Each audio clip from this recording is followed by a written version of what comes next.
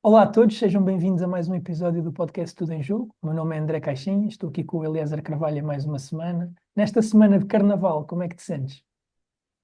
Sinto-me bem, infelizmente não tive feriado hoje, tive de ir trabalhar, portanto não estou muito feliz, mas é a vida.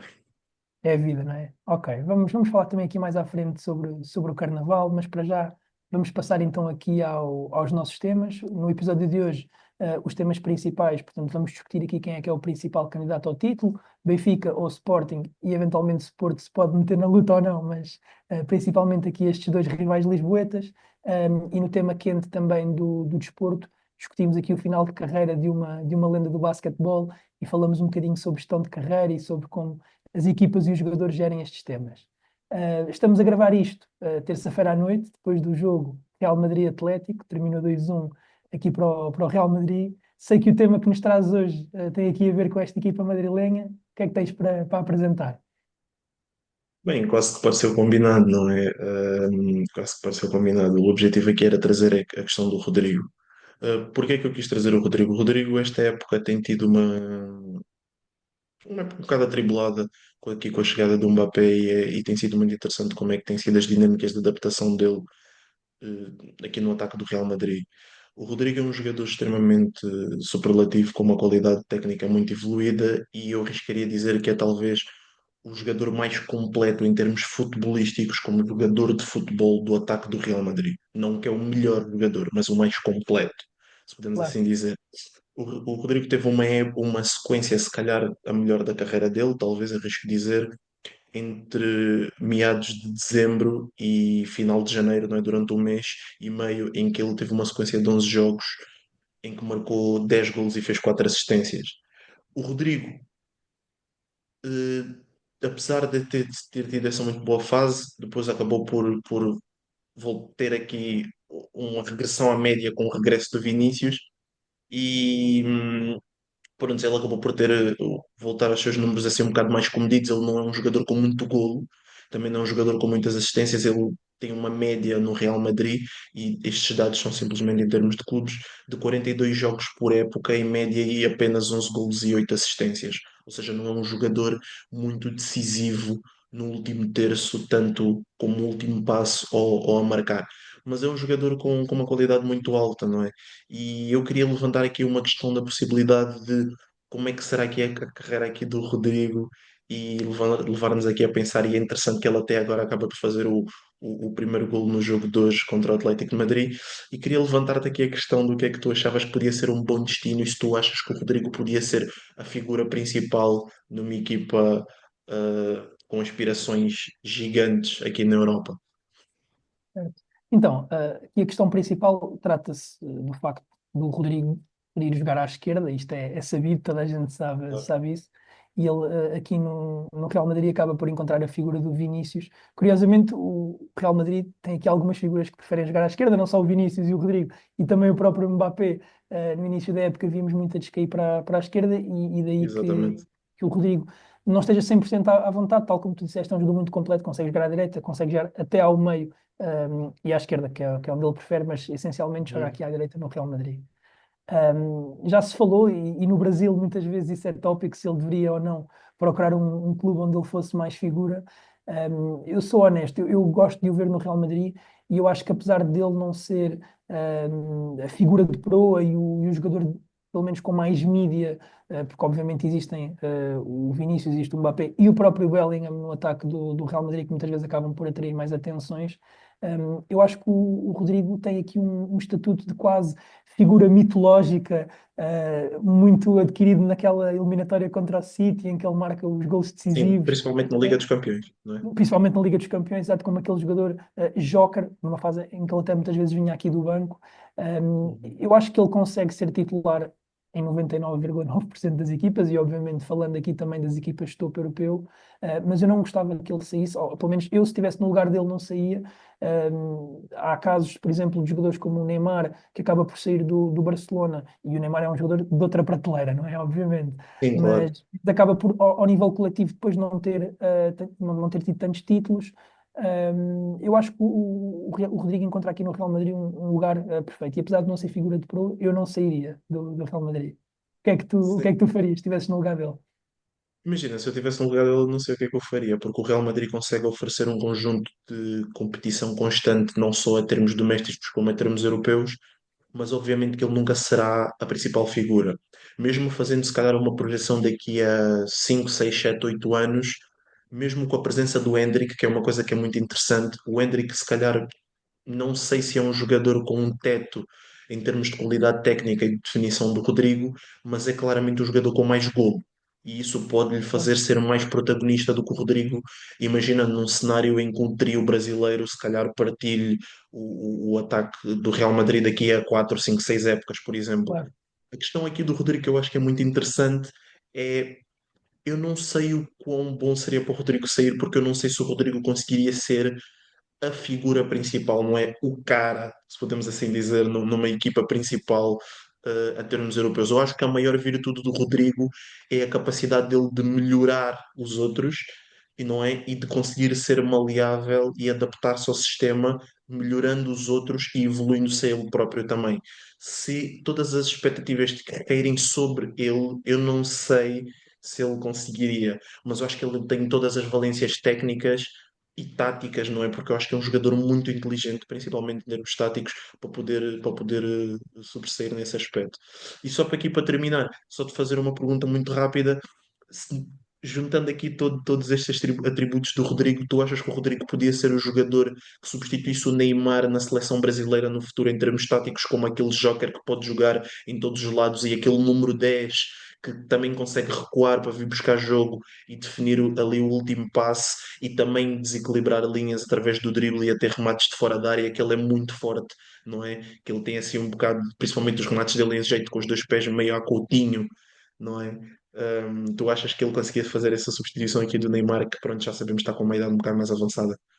Certo, eu acho que sim, eu acho que sim. Aliás, o próprio Neymar, numa entrevista aqui há uns tempos, não me recordo do canal, mas lembro-me do Neymar ter falado disso num canal brasileiro que via o Rodrigo como o seu herdeiro. Sabemos que também há a ligação Santos, né? Ambos foram formados no Exato, exato, Santos, e o exato. próprio Neymar via isso. Uma coisa também muito interessante neste momento para o próprio Rodrigo é até na seleção, porque neste momento, e com o regresso do Neymar, e o Neymar no Santos está aqui a encontrar a sua forma.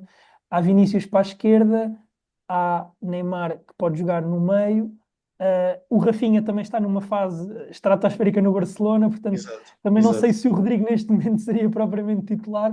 Claro que podem haver exato. aqui alguns encaixes, mas há aqui algumas dúvidas. Ou o Neymar jogar Sim, mais à frente. O Rodrigo na seleção aí podia jogar a falso 9, não é? Um falso Exato, 9 que faz exato. algumas certas rotações com o próprio Neymar, em que eles vão ocupando o espaço um do outro e há uma rotação no meio do terreno. Isso podia Mas ser neste uma momento não opção. tem lugar cativo no 11, ou seja, um jogador da qualidade do Rodrigo, e numa altura em que se fala muito Exato. do decréscimo da seleção brasileira, sabemos que a seleção brasileira não é o que Sim, era há uns anos, mas um jogador como o Rodrigo não ser titular cativo ou não ser figura super consensual no 11 também revela muito que o Brasil, mesmo tendo aqui esta quebra, continua a ter posições em que é muito forte. exato. Vamos aguardar para ver o jogo de hoje presenteou-nos aqui com um belo gol do Rodrigo, e vamos ver como é que é o desenvolvimento aqui da época e eventualmente se tem também mais oportunidades de poder jogar à esquerda em eventuais ausências do Vinícius. Passando então aqui para o meu tema de contra-ataque, o meu tema de contra-ataque é mais nacional, falo aqui do Estoril Praia, não tanto deste jogo que ocorreu ontem e que pôs aqui o Estoril ao Sporting e que terminou com a vitória do Sporting por 3-1, mas do bom momento do Estoril que eu gostaria aqui de trazer. Esta época tem sido um pouco atribulada para as equipas portuguesas e aqui os grandes não são exceção. Todos já trocaram de treinador, inclusive o Sporting até já trocou duas vezes, uma delas não por opção do clube, mas ainda Sim, assim já trocou e o Estoril acaba por ter aqui um início de época muito complicado. Nos primeiros 8 jogos teve apenas uma vitória, e acaba também por ser eliminado da taça pelo Lusitano de Évora, ou seja, não se afigurava um início de temporada nada bom, ou nada fácil, e a verdade é que a direção manteve aqui a aposta e a confiança no treinador, o Ian Couto, que é um treinador escocês, e a verdade é que tem obtido aqui sucesso. O Estoril tem uma mudança de sistema tático, portanto muda de um sistema de dois para um sistema de três centrais. E o Ian Coutinho acaba por encontrar aqui uma estabilidade e a partir de janeiro de 2025 embala aqui 5 vitórias seguidas, que para uma equipa da dimensão do Estoril é obviamente significativo. Claro. Portanto, esta mudança de sistema acaba por ser aqui benéfica. Eles atualmente jogam num 3-4-3, ou se quisermos ser mais preciso, um 3-4-2-1, com dois homens atrás do avançado. E eu gosto muito da equipa do Estoril, acho que a equipa do Estoril montou um bom plantel, um plantel equilibrado, que é uma coisa importante e sabemos que muitas vezes nestas equipas de meio da tabela ou meio baixo da tabela portuguesas é um pouco difícil. E há aqui alguns jogadores que eu também gostaria de destacar nesse sistema. Desde logo o meio campo, que tem o Jordan Holsgrove, que é um jogador que eu gosto muito, que já desde os tempos do Passos de Ferreira, que é um médio capaz de ter bola, e até no jogo de ontem ele acaba por fazer um bom jogo, mas já tem sido aqui uma tendência desta época e faz parelha com o Checa, que é um jogador que tem muita experiência de Liga 1, muita experiência de Lille, portanto obviamente um jogador significativo, e depois com os tais dois homens que eu falava atrás do avançado, que é aqui o João Carvalho, que também já é um conhecido do futebol português, e agora a partir de janeiro com o regresso do Rafik Guitane, que teve uma adaptação difícil em Braga, mas que é um jogador também com uma qualidade técnica muito acima do nível médio para o futebol português. Depois, na frente tem o Begraoui, que é um jogador que encontrou aqui uma estabilidade diferente em 2025, tem 6 golos desde janeiro, ele tem 23 anos e também já tem aqui bastante experiência, nomeadamente no Toulouse, portanto, o Estoril investiu bem, e acima de tudo eu gostaria de realçar aqui esta continuidade no treinador, porque numa altura em que tem havido pouca continuidade dos treinadores e em que cada vez mais a tendência é tu despedir os treinadores quando as coisas não correm bem, o Estoril é aqui um exemplo positivo de como se tu reforçares a confiança no treinador, e nem sempre vai ter este resultado, obviamente, mas ainda assim dás uma estabilidade diferente à equipa, ok? Sim. É aqui o tema que eu queria trazer, e o jogo de ontem Sim, acaba por não correr tão bem, mas ainda assim é um bom momento do Estoril. sim, claro, é um bom momento. A partir do momento que se faça uma comparação com a época passada, o Estoril à data tem mais pontos do que o que tinha a época passada e Exato. tem menos um ponto do que o que tinha, do que o que teve há 2 épocas, não é? Há 2 épocas, portanto, o Estoril está numa fase fantástica nesse aspecto. É de realçar que, apesar do bom momento, fora a derrota, obviamente, ontem, que, diga-se de passagem, podia ter sido mais um empate, com se calhar mais uma situação de segunda parte meio combalida por parte do Sporting, o Estoril tem escapado um bocado aqui pelos pingos da chuva, o que mostra também a qualidade da equipa, porque 5 das suas 6 vitórias dos últimos 8 jogos, não é? Pré-Sporting, tinham sido pela margem mínima. E é uma equipa que marca sempre e sofre sempre em todos os jogos. Ou seja, tal como foi este jogo. Nota-se que a mensagem do treinador tem estado a ser passada, muito provavelmente, claro, mas também é uma equipa com muito coração, tal como o próprio Ian disse na conferência de imprensa pós-jogo, é preciso ter Não foi essa a colhões. expressão. Exatamente, exatamente, é preciso ter colhões.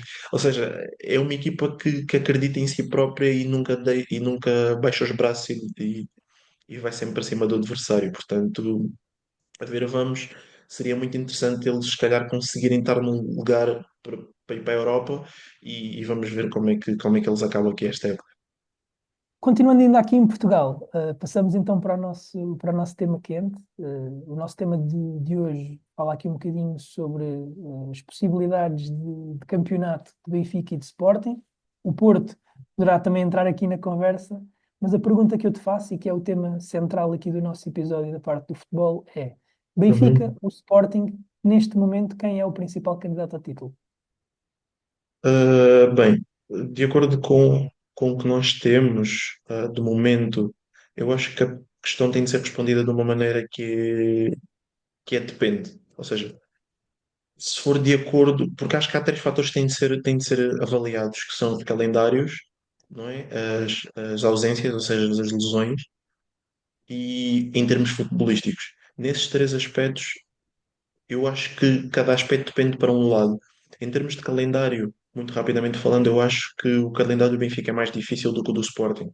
Se olharmos para o resto do calendário, o Sporting ainda joga contra o Casa Pia ou Santa Clara, ainda vai à Luz e depois acaba a jornada contra o Vitória de Guimarães. Apesar de ser em casa, o Guimarães é sempre um adversário difícil e vimos na primeira volta que o jogo fica 4-4 naquele Mítico jogo.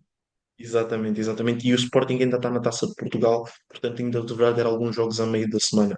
O Benfica, por outro lado, ainda vai ao Dragão, recebe o Sporting, vai a Braga na última jornada e entre isso tem jogos contra o Vitória também e ainda joga contra o Estoril, que foi aqui tema do nosso contra-ataque aqui do André. E o Benfica ainda tem a Liga dos Campeões e também está na Taça de Portugal. Portanto, o Benfica tem não só em termos de adversários, um calendário mais difícil, mas também tem aqui tem mais jogos a princípio que irá fazer, mesmo sendo eliminado, ou possibilidade de ser eliminado pelo Barcelona, são sempre mais dois jogos Claro. o Sporting. Em termos de lesões, toda a gente já sabe, o Sporting é obviamente a equipa mais combalida, apesar do Benfica ter, se calhar, duas ausências com dois jogadores que são mais expressivos em termos de minutos. O Benfica tem mais ausências, mas os outros jogadores não são tão expressivos em termos de utilização, que não é, desculpa, são três ausências mais expressivas em termos de utilização, que é o Florentino, o Di Maria e o Bá. Uh, e o Sporting, a lista é longuíssima, não iremos estar a entrar aqui agora. E em termos de futebol, eu diria que se calhar o Benfica é favorito, porque inicialmente, quando eu estava aqui a pensar nesta questão, a principal coisa que eu analisei foram os treinadores. O Lage não só tem experiência de já ter sido campeão, mas também o Benfica, de acordo com o Lage e de acordo com o futebol apresentado pelo mesmo e em termos de ideias, está numa fase de ascensão, não é? Ou seja, nota-se claramente que o Benfica tem estado a praticar um futebol melhor do que o que estava no início da época.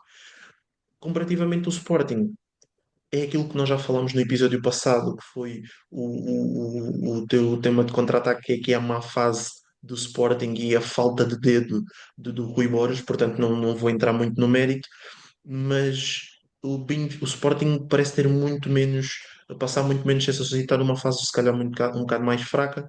Daí eu responder que se calhar eu tenho a tendência para pender se calhar aqui para o Benfica, até porque o Lage é um treinador que me dá seguranças sobre eu sei o que é que ele vai fazer e que futebol é que vai ser apresentado e estou mais expectante com o que ele irá trazer para dentro das quatro linhas. Já com o Rui Borges eu não estou assim tão confiante ou não tenho tantas certezas com o que é que ele irá me trazer nos próximos 3 meses da época. Portanto, eu tenho assim 2 meses, 2 meses, eu tenho assim um bocado de dúvidas quanto a isso, não é? Portanto, eu acho que é muito apertado, mas eu penderia um bocado mais para o Benfica neste momento. Ok, E tu? ok, perfeito. Assim, eu tenho um bocadinho a mesma resposta que tu, eu concordo contigo, e pensei exatamente nesses três eixos de análise que tu também trouxeste. Eu acho que o Benfica, e o argumento principal para eu colocar o Benfica, ainda que por pouca margem, é o facto que parece que nas últimas semanas e no último mês o Benfica tem encontrado soluções e o Sporting tem perdido soluções. Isto foi aqui a frase chavão que eu Exato. marquei para este tema. Ou seja, o Benfica teve algumas lesões, como bem disseste, nomeadamente a questão do Bá, por exemplo, e a questão do Di Maria, mas eu até acho que isso é excelente para nós trazermos aqui como eixo de análise, que é, mesmo nas contrariedades, o Benfica perde o Bá, mas acaba por colocar o Tomás Araújo muitas vezes a lateral direito. Foi uma boa Uhum. adaptação, e também já Sim. falei um bocadinho sobre isso no episódio anterior, e o Di Maria acaba por se lesionar, mas com a chegada do Bruno, o Bruno tem entrado bem na equipa, o Arthur Pablo passou para a direita e está numa fase menos negativa do que teve há uns tempos, não com a pujança do início da época, mas não tão negativa, Uhum. e o Benfica tem encontrado aqui uma boa solução. Para além disso, há a questão do Dal, que tem sido um reforço muito importante, e tem sido aqui uma agradável surpresa. Eu acho que o Dal permite desbloquear o Benfica, permite desbloquear taticamente, nomeadamente o Carreras. O Dal é um jogador que joga pela esquerda, tanto pode jogar a lateral como a médio esquerdo ou a extremo, se quisermos, mas a verdadeira posição dele será sempre um ala, ou seja, um jogador que consegue fazer aqui Uhum. a banda toda, portanto, o flanco esquerdo todo. E o Carreras é um jogador também que tem uma projeção ofensiva muito, muito forte. Com a Sim. presença do Dal, eu acho que o equilíbrio que o Benfica tem encontrado tem sido muito, muito interessante. E Uhum. isto permite criar aqui algumas dinâmicas e a própria entrada do Dal na equipa, nomeadamente na primeira fase de pressão, do ponto de vista defensivo, e também no conforto que dá ao Carreras para explorar a ala ou até mesmo o espaço interior no lado ofensivo, acho que desbloqueia aqui o Benfica. Outro fator fundamental é que o crescimento do Pavlidis, ou seja, mais uma solução que o Benfica Exatamente. tem encontrado, Exatamente. quando parecia que ia haver aqui alguma E esse instabilidade. crescimento do Pavlidis, desculpa interromper, esse crescimento do Pavlidis até favorece aqui a questão do Arthur Coglou, não é? Em contrapartida Claro. com se calhar a titularidade do Di Maria na direita, que não tem assim tão boa, não é se calhar o melhor fit, não é aqui com Pavlidis, se calhar. Sim, ou seja, o Di Maria acaba por servir muito o Pavlidis. Uhum. O Pavlidis é um jogador de associação e, desse ponto de vista, até permitir eventualmente ao Aktürkoğlu fazer alguns movimentos de ruptura e associar-se não só com ele, mas também com o Carreiras que vem de trás, com outros jogadores, com o Bruma, que Exato. também tem aparecido muito, quer à esquerda, quer ao meio.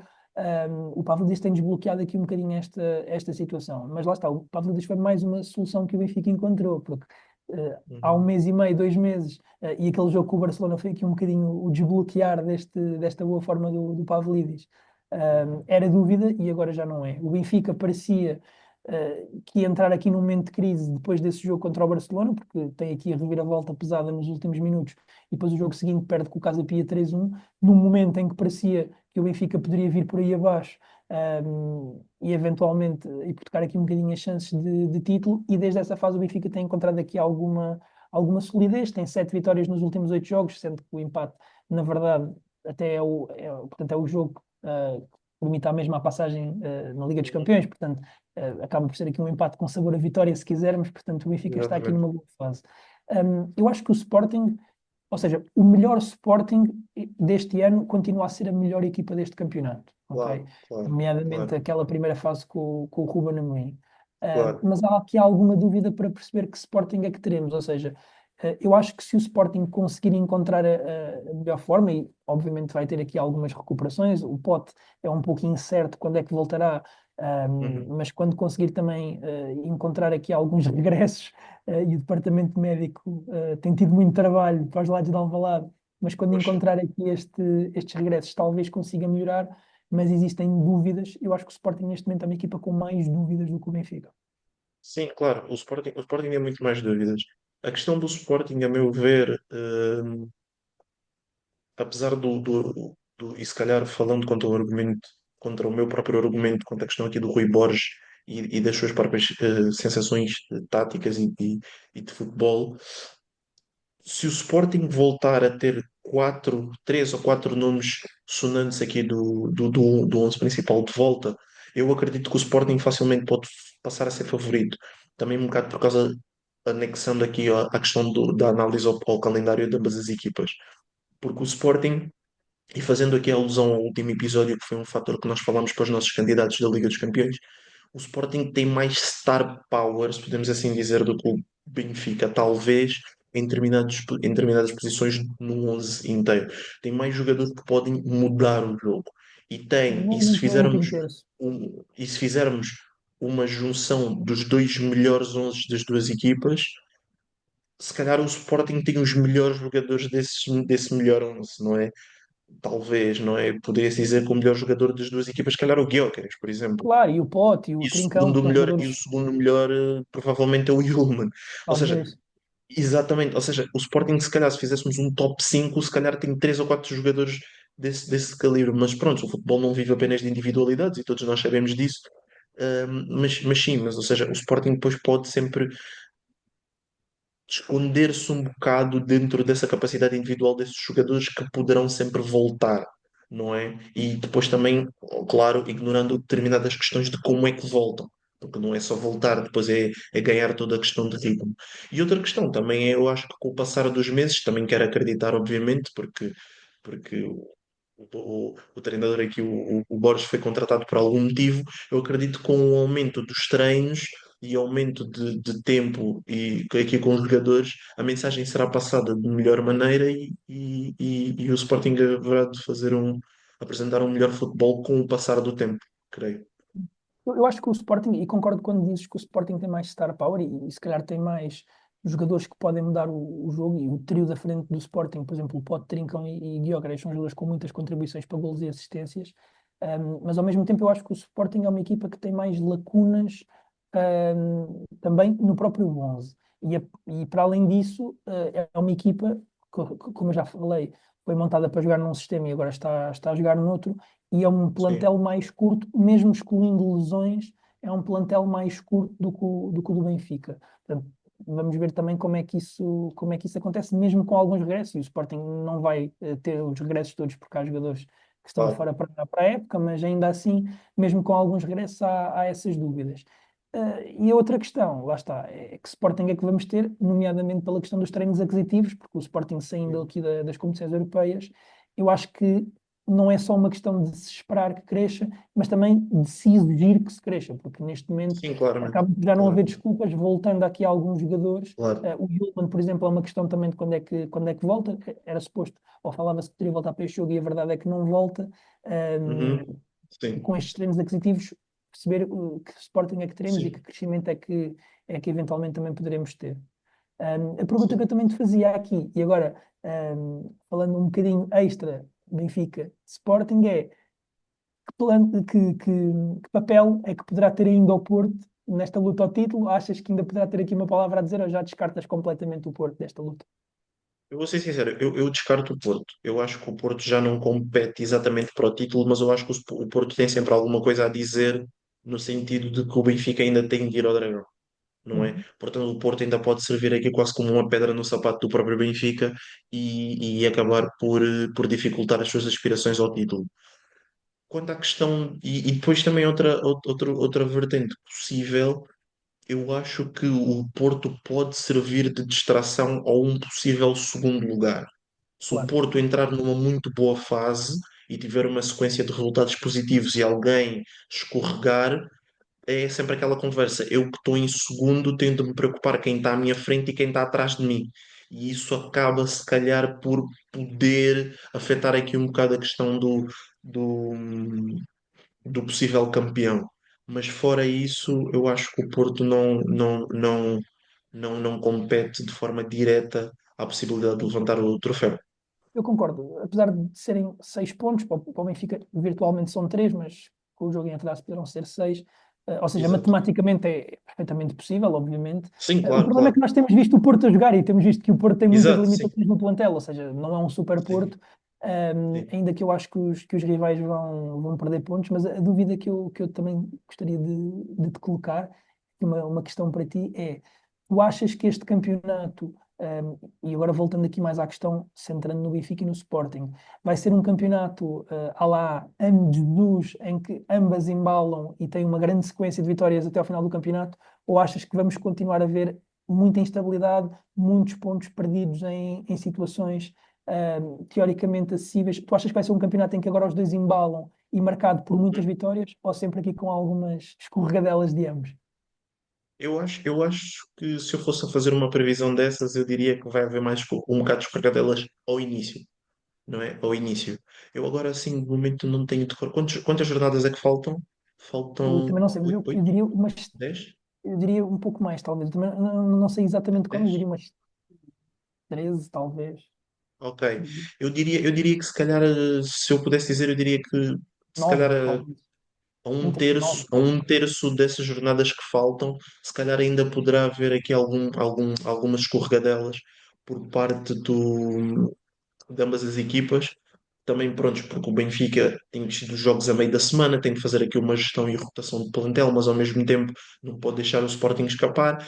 E também estou a ser otimista quanto à questão do Sporting voltar a ter alguns dos seus jogadores de volta, nem que seja a 50%, porque alguns destes jogadores a 50% são melhores do que algumas das alternativas que o Sporting tem apresentado em campo, obviamente. Portanto, eu acredito que depois no final ambas as equipas devem embalar mais do que ou seja, a partir de logo da próxima jornada, diria. E o que é que tu achas? Eu acho que vamos continuar a ver a espaços algumas escorregadelas. Tenho dificuldades em ver ambas as equipas a embalarem uma grande sequência de vitórias e até por isso descarto um pouco o Porto do título, porque eu acho que o próprio Porto também vai ter ainda bastante escorregadelas, ainda que eu Sim. acho que faz sentido esta questão do segundo lugar, e o segundo lugar garante desde já o acesso à Champions League e o encaixe financeiro importante, portanto não se pode de todo Uhum, descredibilizar claro. esta parte. Mas vai ser aqui um tema para trazermos certamente semana após semana, Sim. e Mas vamos ter o atenção. campeonato até ao fim. Sim, mas atenção. Eu dei o discurso e falei como falei, mas eu acho que temos de medir as coisas por baixo. Eu tenho de ser honesto. Ou seja, eu acho que se tu me perguntasse, ou seja, se há algum favorito, eu diria nenhum, né? Através do futebol e da instabilidade, eu acho que nenhum é favorito, mas tendo de escolher um, escolho o Benfica, claramente. Certo, eu também. Eu Mas meto sim, mas 55-45 para o Benfica. Não sei exato, se exato. Ou seja, a tua tem de se medir porcentagem é sempre a por baixo. mesma. E quando eu digo medir por baixo, não é só num confronto direto entre ambos, numa questão de paridade da possibilidade de ambos ganharem. É medir por baixo mesmo na qualidade do futebol que tem sido apresentado este ano na Liga Portuguesa, no cômputo geral, não é? Eu acho que a Claro, Liga tem sido muito fraca esta época. E os plantéis, não o plantel do Sporting em si, mas se calhar o plantel do Porto e do Benfica estão muito aquém a outros plantéis que já nos têm habituado nos últimos 10 15 anos. O plantel do Sporting, se calhar, é dos mais fortes dos últimos 10 15 anos, mas esta questão aqui dos treinadores acaba por reduzir o plantel às suas capacidades máximas, não é? De certa forma, se podemos assim certo. dizer. E as ausências e o facto de ser um plantel curto, sem dúvida. Bem, Exatamente, vai ser um exatamente. tema para trazermos também nas próximas semanas e Exato. para irmos acompanhando. Nem só de futebol, se faz aqui a semana, e já sabemos que o nosso podcast Sim. traz sempre aqui a segunda parte do episódio mais dedicada a outros desportos. Vamos começar então aqui com os contra-ataques. O meu contra-ataque desta semana, é de um desporto que ainda não trouxemos nestes episódios, falo aqui do MMA, e mais concretamente, portanto, uma competição aqui do UFC. Esta semana, portanto, de sábado para domingo, vamos ter aqui uma possível luta do ano, uma das lutas do ano, certamente, e falo aqui da disputa do cinturão dos meio pesados, categoria até 93 quilos, portanto, entre o Alex Poatan Pereira e o Magomed Ankalaev. Eu venho aqui vender um bocadinho esta luta, eventualmente para quem possa não estar tão por dentro, porque eu acho que mesmo para quem não acompanha tanta modalidade, pode ser aqui um aspecto interessante. O Alex Poatan é o atual campeão. Ele tem 37 anos, ele vem do kickboxing, e ele já chegou ao UFC um pouco mais tarde, mas a verdade é que ele tem sido extremamente dominante no UFC. Ele já no kickboxing tem uma rivalidade muito grande com o Israel Adesanya, que é um nome muito conhecido e que até ultrapassa aqui um bocadinho o desporto. Portanto, até pessoas que não acompanham tanto o desporto conhecem este nome, e a verdade é que o Alex Poatan já lhe tinha ganho, salvo erro, 2 vezes no kickboxing, e quando vai para o UFC acabam por se encontrar novamente ainda na categoria dos médios, e o Alex Poatan derrota, torna-se campeão, e depois o Adesanya devolve aqui esta derrota que tinha sofrido numa altura em que já era difícil para o Alex Poatan cortar o peso e estar ainda nos médios, e acaba por ser a última luta do Alex Poatan nos médios. Depois disso, e agora contextualizando aqui um bocadinho esta luta, ele passa para os meio pesados, e a dominância tem sido extrema. Já se fala também agora de uma possível nova subida de peso, e aí ser aqui o primeiro a tentar ganhar três cinturões em três categorias diferentes, não é? Uhum. Ou até, quem sabe, voltar aos médios, ainda que isso seja muito difícil, porque obviamente à medida que a idade vai avançando, torna-se cada vez mais difícil em muitos dos casos ir cortando o peso. Sim. Fala-se aqui de uma possível rivalidade com o John Jones na categoria de cima, que seria É isso que eu uma, estava uma a luta que pensar, iria vender exatamente. muito. O John Jones Sim, está claro. agora um pouco mais ocupado com o Aspinall na categoria de cima, mas voltando aqui à categoria dos meio Uhum. pesados, esta poderá ser aqui a última luta do Poatan. O Alex Poatan basicamente varreu a categoria toda. Normalmente as lutas no UFC são mais espaçadas, há campeões que lutam quase uma vez por ano ou 2 vezes por ano, e a verdade é que o Alex Poatan tem lutado quase de 3 em 3 meses, portanto, no fundo, ele já varreu toda a gente do top 5 e tem provavelmente aqui o maior desafio da carreira dele, principalmente falando aqui nos meio pesados, excluindo então aqui o Adesanya, talvez nos médios, mas certamente nos meio pesados. O Magomed Ankalaev é um lutador do Daguestão, portanto, da Rússia, até por isso acho que é aqui um confronto de estilos, portanto, um lutador mais striker com base no kickboxing, no caso do Alex Poatan, e um estilo brasileiro contra um estilo mais russo, mais agarrado, um wrestler, ainda que o Ankalaev não seja como o Khabib ou como o Makhachev, que são Uhum. grapplers mais puros, e o Ankalaev também é bom na base da trocação em pé, mas promete ser aqui uma grande luta. O Alex Poatan é ligeiro favorito e nas casas de apostas é muito, muito equilibrado. Se o Ankalaev conseguir levar a luta aqui para o chão, poderá ser mais difícil. Então, eu trouxe aqui esta luta porque vai ser uma das lutas do ano, é uma luta pelo título. Mais do que isso, é um confronto de estilos, um confronto entre países, o Brasil de um lado e a Rússia e o Daguestão do outro, que são duas das maiores potências do MMA, e acho que vai ser extremamente interessante também analisarmos aqui esta luta e podermos acompanhar. Falando aqui então de outros desportos, e nos nossos contra-ataques, o que é que tu nos trazes esta semana? Bem, eu trago aqui o grande desporto de corrida, não é? A Fórmula 1, e aqui uma análise rápida aqui aos testes. Também uma primeira vez aqui neste podcast, ainda não tínhamos Exatamente, falado também de uma Fórmula 1. primeira vez. Mas E antes disso, eu spoiler, queria.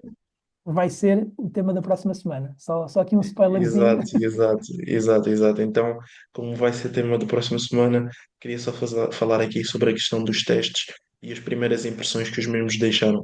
Mas antes disso, vou falar aqui do irmão de corrida, né, que é a MotoGP, só para enaltecer aqui o início da época do MotoGP, que começou este fim de semana na Tailândia, com uma vitória extremamente dominadora à la Max Verstappen do Marc Marquez, aqui o piloto espanhol que fez aqui a sua estreia na sua nova equipa neste fim de semana na Ducati Lenovo.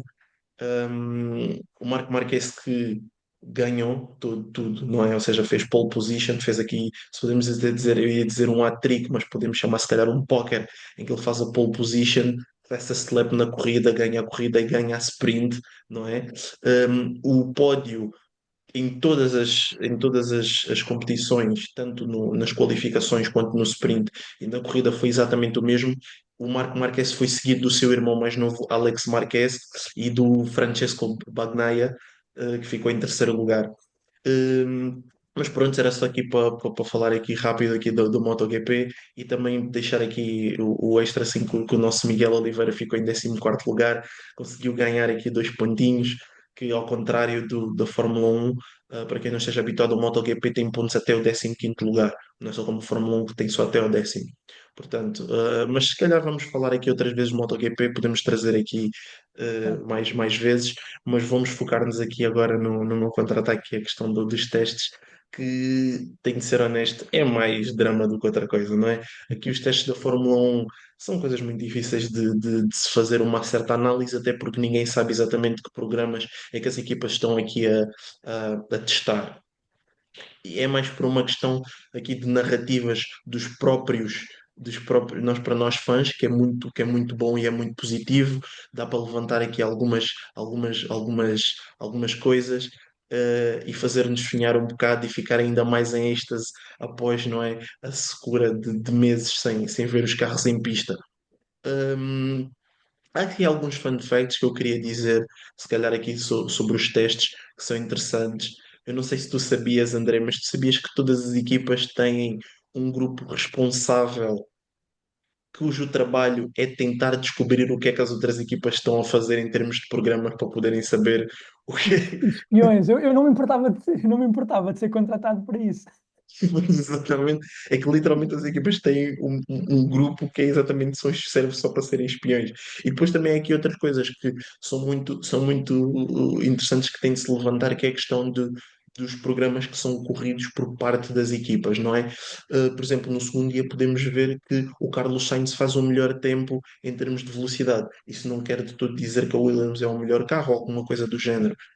Provavelmente isso dá um bom indicativo de que a Williams, se calhar, está mais competitiva do que se calhar estaria, é verdade, mas isso depois depende muito dos programas, até porque muitas das equipas muitas vezes correm programas que normalmente não são normais de se correr nos testes, como programas de qualificação ou até de corrida, em que eh, os pilotos acabam por fazer tempos muito mais atrativos, de modo a poder, se calhar, atrair marcas. Que esta época não é uma coisa que se verifica muito. Se calhar a Haas, há uns anos atrás, pós-Covid, principalmente depois da questão aqui da saída do Mazepin e etc., em que a Haas, os testes no ano a seguir à saída do Mazepin, estava com tempos muito aliciantes, que era para ver se atraía assim, alguns patrocinadores e tal.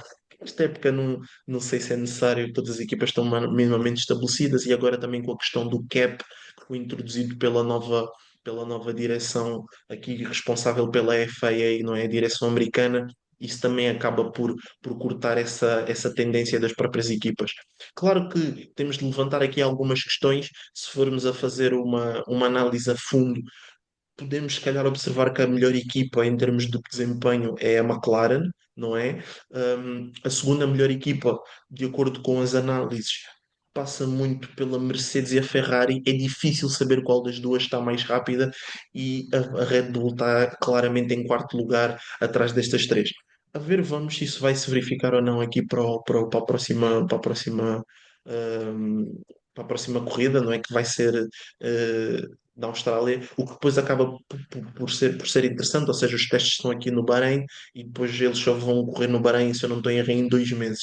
Portanto, vamos ver como é que isso vai ser. Os testes também podem ter sido um bocado falaciosos porque estava muito vento, é uma zona com muita areia, isso pode prejudicar muito determinados estudos quanto à questão da aerodinâmica dos carros. E a Austrália também é uma pista extremamente conhecida, portanto, não deveremos ter muitas surpresas. Portanto, a ver, vamos claramente ver como Vai é ser que é. e vamos acompanhando também aqui um bocadinho a Fórmula 1 ao longo da época. Não vamos conseguir trazer todas as semanas, obviamente, É mas vamos claro. também fazer aqui pontos de situação regulares e desde já o spoiler que na próxima semana será aqui o tema quente dos desportos. Passando ao tema Exato. quente desta semana, nós na semana passada falámos um pouco sobre basquete feminino. Esta semana recebemos a notícia da retirada, profissionalmente falando aqui da Diana Taurasi. A Diana Taurasi é discutivelmente a melhor jogadora de basquete de todos os tempos. E o conceito que nós trazemos esta semana é um pouco diferente, não tanto para falar aqui da carreira dela, que já falámos um bocadinho, citámos no episódio passado, e podemos também abordar aqui um bocadinho, mas é mais para falar sobre esta gestão de carreira, quando é que os atletas se devem ou não se devem retirar, tipos de abordagens, sabemos que diferentes atletas têm diferentes abordagens, e isto, pois, em particular aqui nos desportos coletivos, não só da parte dos atletas, mas também da parte das próprias equipas. Antes de passarmos aqui mais para o tema, queres deixar aqui alguma palavrinha à Diana Taurasi? Sim, claramente, obviamente, como não podia ter sido diferente, acho que há sempre que homenagear os grandes, não? E não podia passar despercebido aqui a homenagem à Diana Taurasi.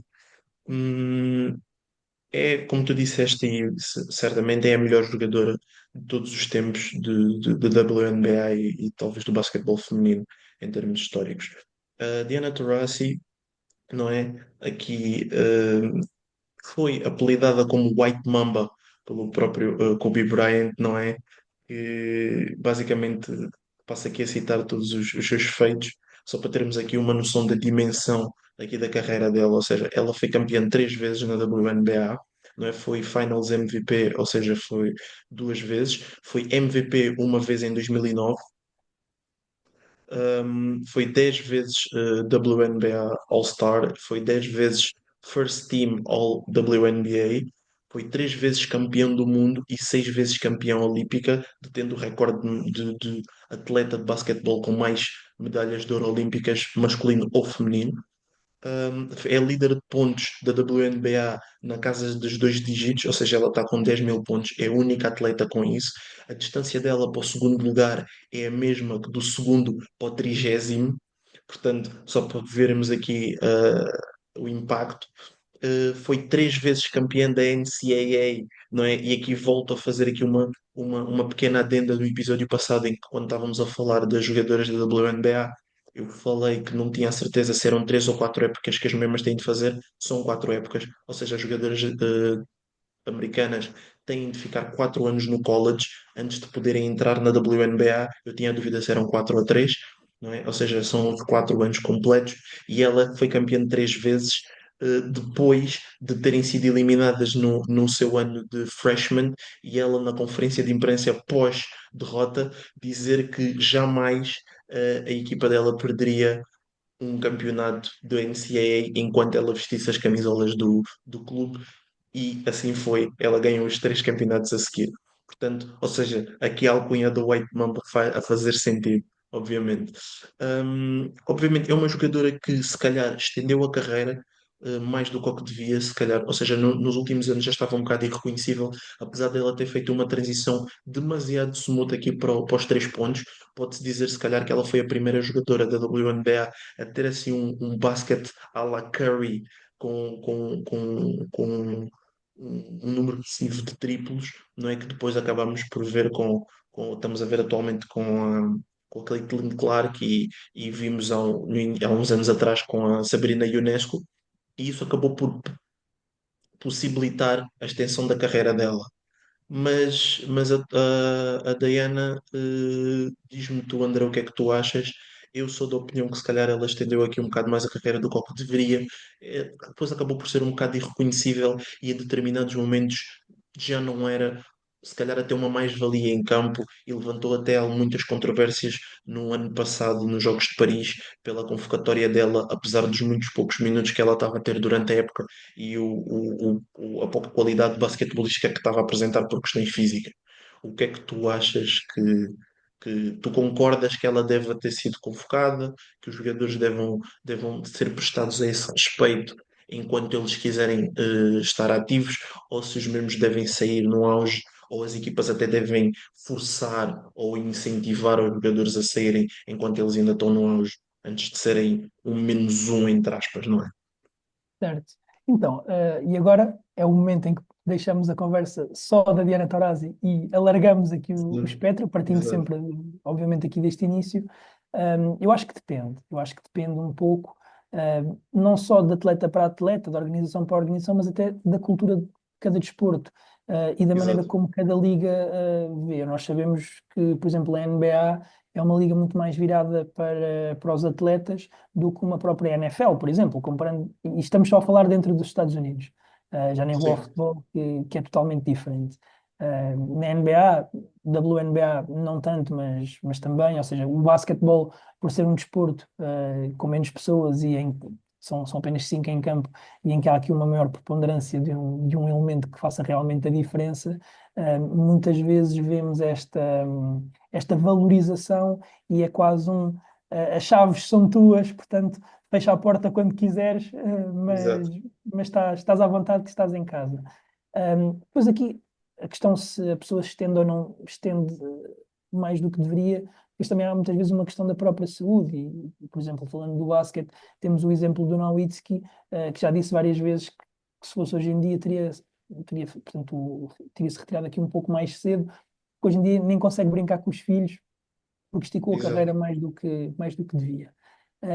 Eu acho que as entidades, e agora falando aqui das organizações, devem sempre reconhecer os atletas e reconhecer quem fez por eles, e quem colocou muitas vezes sacrifício. E claro que são atletas e são profissionais, portanto são pagos para o fazer, mas depois Claro. sabemos que não são profissionais quaisquer e muitas vezes arriscam aqui a própria saúde e as próprias condições físicas em prol de uma equipe e de uma organização. Portanto, eu acho que este reconhecimento deve sempre ser feito, mas nunca colocando em causa aqui a equipa, ok? E nós temos aqui alguns exemplos, se calhar que não foram tão bem geridos, se calhar que poderiam ter sido melhor geridos, e temos N exemplos de vários desportos, de situações em que é colocado aqui de maneira diferente. O MMA, por exemplo, que foi um desporto que eu também trouxe, também é muito palpável, porque aí sim, quando tu tu te esticas um bocadinho o tempo que deves ficar, depois a pancada é grande e a pancada é literal, ou seja, não é uma Exatamente. pancada metafórica como Exato. acontece nos desportos, e vemos vários atletas em que isso acontece e que são completamente irreconhecíveis. Sim. Eu acho que é interessante analisarmos alguns modelos de gestão desportiva, nomeadamente, por exemplo, este ano tivemos os Warriors. O Curry está numa fase diferente da carreira, e obviamente que ele ainda continua a ter muito rendimento, mas tivemos os Warriors, e o Curry só sai dos Warriors quando quiser, e que apostaram tudo Hum, nele, e que deram uma troca, e foram em busca de um ativo que lhe permitisse ganhar hoje. E depois tens, por exemplo, se calhar um caso do Real Madrid no futebol, que acaba por fazer uma gestão muito mais calculada, e onde tu já acautelas exatamente. a nova geração ainda com a antiga em campo, e depois fazes esta passagem de uma forma mais smooth. Tens, por exemplo, o Modric não foi titular hoje, não é? Ou seja, é um exemplo. Sim, Um, sim. o que é que tu, Mas o o que é que Madrid tu não foi achas? titular hoje, se calhar, mais porque jogou no fim de semana passado, se não teria sido titular hoje. Exatamente, claro, ou seja, mas já não é um jogador titular indiscutível do Real Madrid, Nem um, consegue ser. nem consegue ser, lá está, nem Em consegue questões ser. físicas não O consegue. problema é que muitas vezes os próprios jogadores querem, ou seja, não sei se é o caso do Modric ou não, mas muitas vezes os Sim, jogadores claro. querem estar em campo independentemente da Sim, claro, sua claro. Mas se calhar os posição. jogadores também às vezes têm uma maturidade que lhes permite perceber que é melhor não estarem a tempo inteiro para poderem também continuarem a ser úteis do que se calhar dar-se o caso do Nowitzki, em que estava com uma idade muito mais avançada, que é um bom exemplo que tu trouxeste, e os Dallas continuavam a fazer o sistema ofensivo através dele e depois o jogador acaba por levar mais pancada e ficar cada vez mais desgastado. Outro bom exemplo que trouxeste aqui foram os Warriors, não é? Porque os Warriors têm uma postura muito interessante. E eu até descrevi aqui que era para trazer exatamente, porque os Warriors têm essa postura com o Curry, em que dão-lhe as chaves e ele tem quase a liberdade de ficar o tempo que ele quiser. E parecia que eles iriam ter essa postura com o trio, não é? Que é o trio, mas o Klay Thompson acaba por sair porque os Exato. Warriors não querem lhe pagar o que acham que o Klay Thompson disse que merecia, não é? Ou seja, não acham que ele vale o que o Klay Thompson acha que merecia, mas ao mesmo tempo pagam ao Draymond o que o Draymond acha que merece, não é? Ou seja, e o jogo do Klay Thompson é um jogo que envelhece muito melhor do que o Draymond Green, apesar de que eu achar que o Draymond Green está em melhores condições em termos Claro. basquetebolísticos do que o Klay Thompson.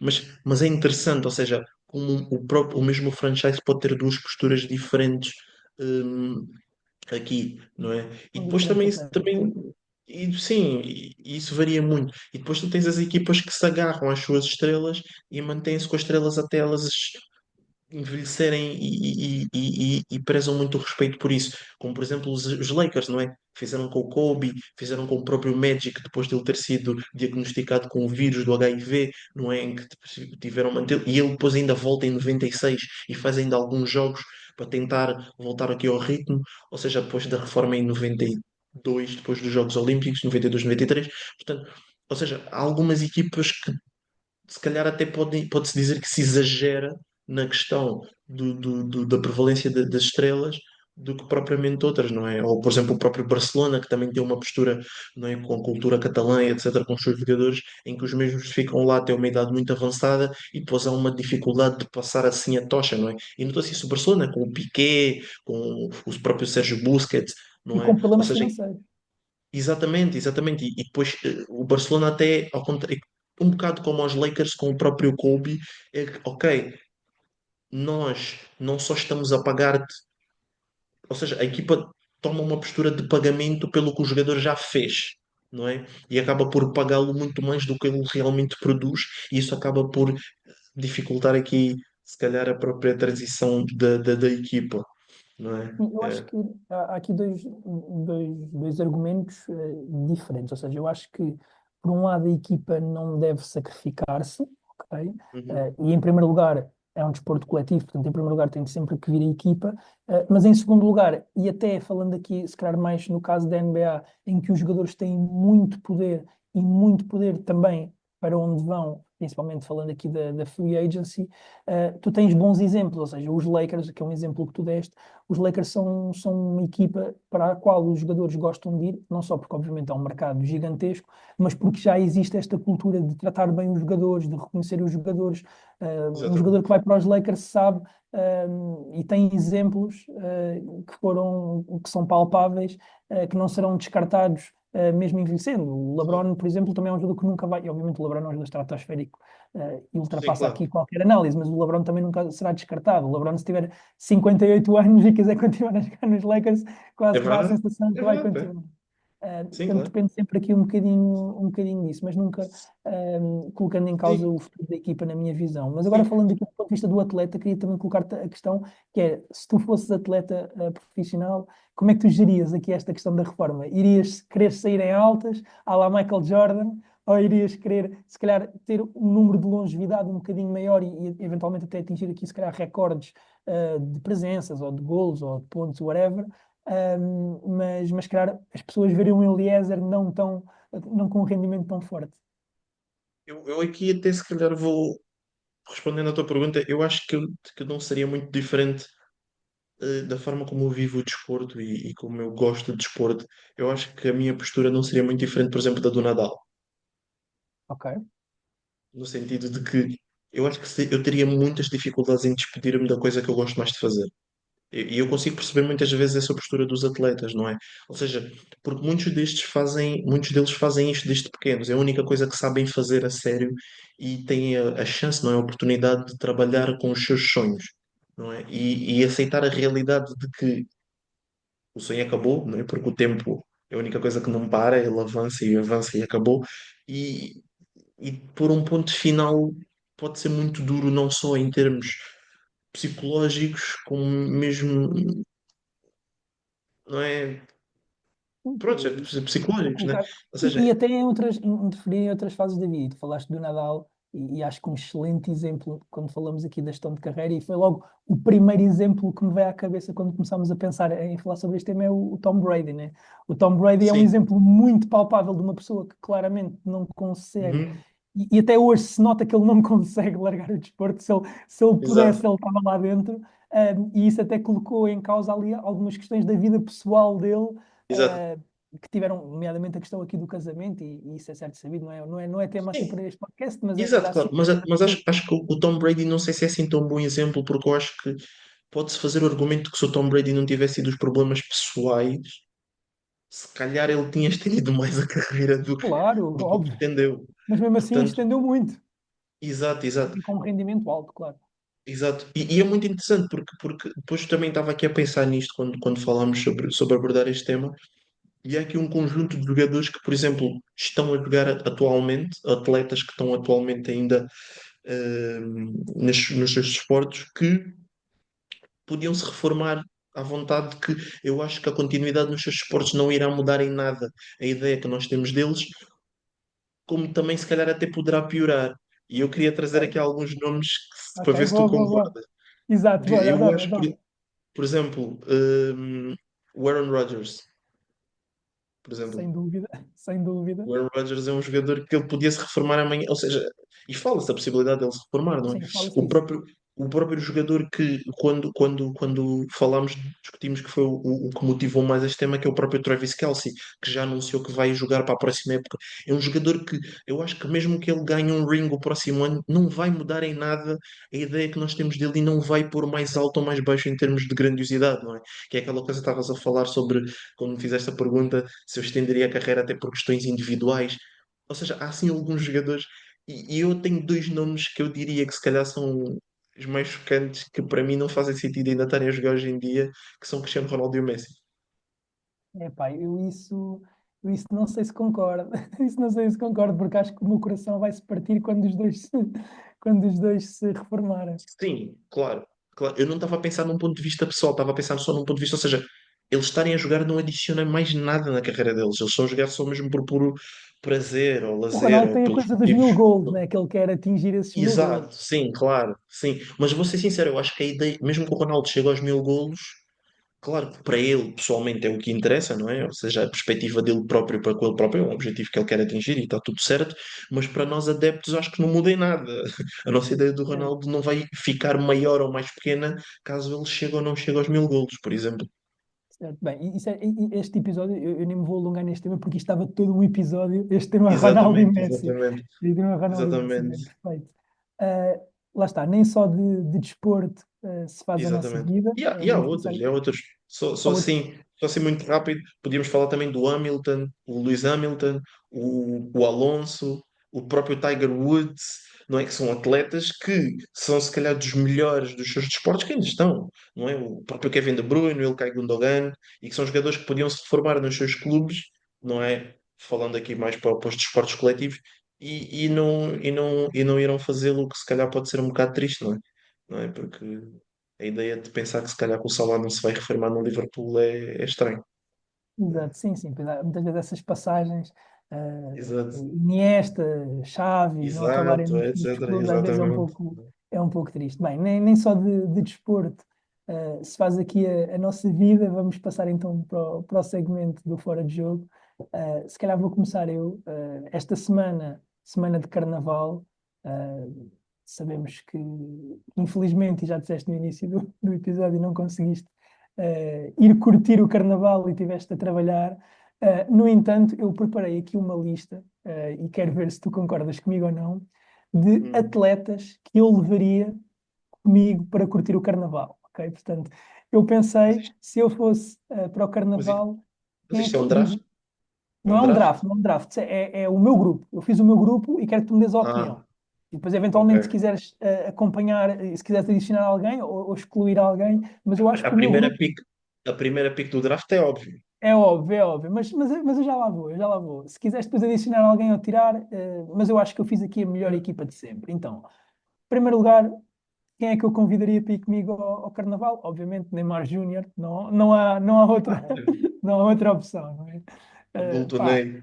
eu pensei muito isto como eu quero pessoas, eu acho que um bom grupo de noite tem funções específicas, ok? Cada pessoa tem uma função específica. Então, o Neymar Claro. é o RP, é o gajo que conhece as festas, é o que, mesmo que tu não estejas na guest, ele vai te conseguir meter lá dentro. Portanto, eu pensei no Fun Neymar fact, assim como o líder do grupo. fun fact, eu não sei se tu viste a entrevista dele com o Romário, se já Não vi, tiveste a não vi oportunidade de toda, não ouvir. vi toda, vi só uma Não, parte, eu não sim. viste toda. Por acaso o Romário faz-lhe essa pergunta do o que é que ele iria fazer caso ele não fosse jogador, e ele disse RP na noite. Claro, óbvio, isso é certo. Pronto, o Neymar tinha essa função. Depois, eu acho que todos os grupos, estás a ver, precisam da figura alternativa maluca, estás a ver? Aquele maluco que o pessoal às vezes olha e fica tipo, bem, o que é que este gajo está a fazer aqui neste grupo? Mas depois é o mais maluco da noite. E eu pensei, Nikola Jokic, estás a ver?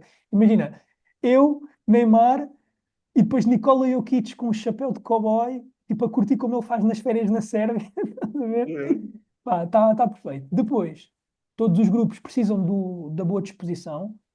A Uhum. dada altura na noite, bate a bad, né? Sabemos que há pessoas que quando bebem ficam um pouco mais tristes e eu trouxe uma pessoa que vai estar sempre com a moral em alta, que é o Zayn Bolt. Zayn Claro, Bolt, Zayn Bolt claro. top. Ou seja, temos André Caixinha, no caso, Neymar, Nikola Jokic, Zayn Bolt e depois para fechar o grupo. Eu acho que nem só de personalidades fortes se faz um grupo. Trouxe aqui uma personalidade não tão forte, mas eu acho que é importante haver o good guy do grupo. Estás a ver? Aquela Uhum. pessoa que traz uma boa vibe e está sempre bem com tudo. E eu trouxe Zaidu aqui para o nosso grupo. Zaidu tem uma boa vibe. Eu não consigo imaginar Zaidu triste. Zaidu, se houver porrada na noite, é o primeiro a separar, estás a ver? Pá, eu meto o meu grupo, eu convidaria Neymar, Mas isso é para ir Usain para Bolt onde? e Okichi Zaidu. O que é que tu achas? Concordas com todos? Alguém gostasse de Eu acho adicionar? que é um bom grupo. Eu acho que é um bom grupo. Em termos do Good Guy, se calhar, dependendo de para onde é que seria a noite, eu não sei se no Good Guy não levava o Messi. O Mas Messi, epá, mas o Messi é too much, estás a ver? O Messi dá muito nas vistas. Eu quero alguém que não dê nas vistas, estás a ver? Já tens o Neymar, já tens o Bolt, já é muita confusão. e, Mete o e Zaidu para pergunta mais cortar. importante, onde é que é a saída do Carnaval? É Não, para um Rio de Janeiro, isso aí nem é outra hipótese. Rio de Janeiro? Ou seja, Claro, para um bloquinho no Rio de Janeiro.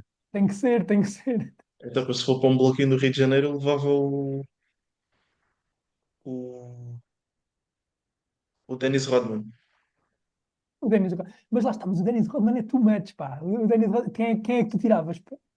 O Dennis Rodman é perfeito. Para ir para um bloquinho no Rio de Janeiro, o Dennis Rodman é perfeito. Certo, Se certo. agora, se tu me disseres que queres ir curtir o carnaval num, num, num,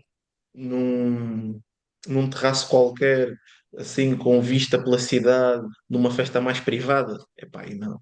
Se calhar Não não. leves o Dennis Rodman. E aí já não levo o Dani Roman. Agora, se for na rua para a Ruaça e levo o Dani Rodman, Perfeito, era mais uma vez. perfeito. Ok, E, olha, temos e a temos cena do perfeito. Good Guy, e a cena do Good Guy com boa disposição, não sei se o Doncic não era um bom take. Epá, mas isso é tudo gente que tem muito seguidor, percebes? Tem que ser mesmo um gajo que corta. Eu acho que o Zaidu é o elemento perfeito para este grupo. O Zaidu é a cola, estás a ver? É a cola que une este grupo. E o que é que tu nos trouxeste esta semana? Esta semana, por acaso, não pensei assim em nada, não tive nenhuma peripécia, não tive assim nada que me tivesse. Só o trânsito, mas isso é. Então é vamos todos os dias. fechar aqui com este grupo.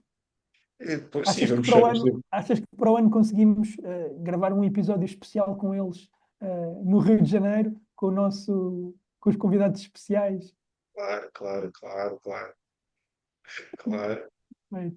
Bem, Mas pronto. obrigado a todos os que assistiram e voltamos aqui para a semana. Ok, obrigado. Abraço.